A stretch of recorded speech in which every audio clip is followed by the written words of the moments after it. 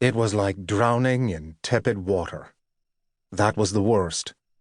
Air so humid it was like sucking in water the temperature of his own body, so that if it were not for the observed rise and fall of his own chest, and his own careful observation that he was not in fact suffocating, Bliven Putnam might well have believed he was drowning. He had seen the brawling rivers of the Appalachians, which became the highways of commerce because the mountains were too steep, too rugged and forested for wagons to pass through. But here, in Florida, the land was untenable for the opposite reason. Here, one must travel on the rivers because, and it was nature's triumphant irony, most of the land was too soggy upon which to march or ride. So, here he was, in the stern of a longboat pulled by 20 sweating sailors, with a platoon of Marines bristling with rifled muskets and bayonets like a caterpillar hunkered down along its keel.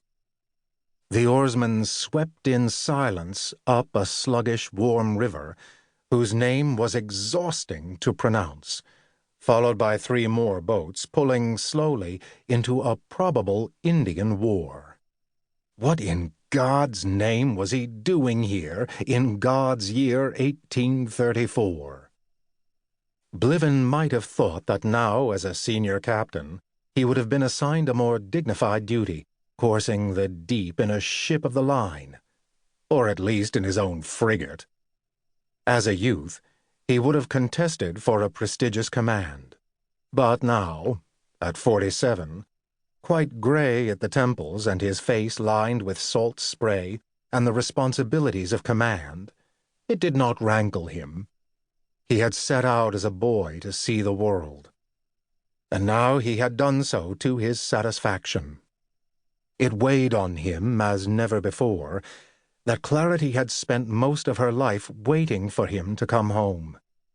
He wanted to see his boys. Ben was 17 now, and in his first year at Yale College. Luke was 13, bored with school, and as restless as he himself had been.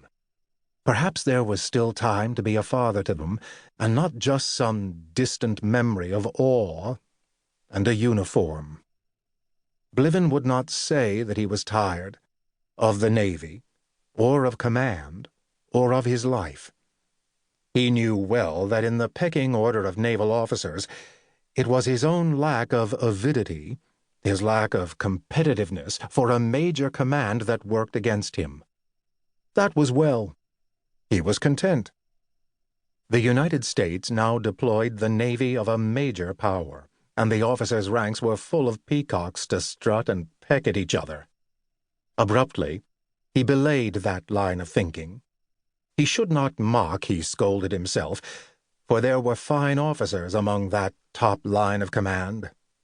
Isaac Hull, Jacob Jones, and some other old hands were still vigorous and at their duties as they entered their old age. John Downes, now an impeccably experienced Commodore, had just taken the fine frigate Potomac, with her 44 long, 32-pounders to Malaya, and taught those pirates the lesson that Bliven had lacked the firepower to do in 1820. There began to be talk now of mounting an expedition to explore the South Polar regions, the last command on Earth that he would have wanted, although the chill of an iceberg would be very welcome at this moment. Competition to lead it was sure to be fierce, and his own treasured first lieutenant from his first tour on the Rappahannock, Michael Miller, who had advanced to his own credible commands, was a contender. The fondness of his recollection of Miller made him question whether perhaps he was tired after all. He had only the barest acquaintance with his present complement of boy lieutenants, nor did he desire to know them more intimately.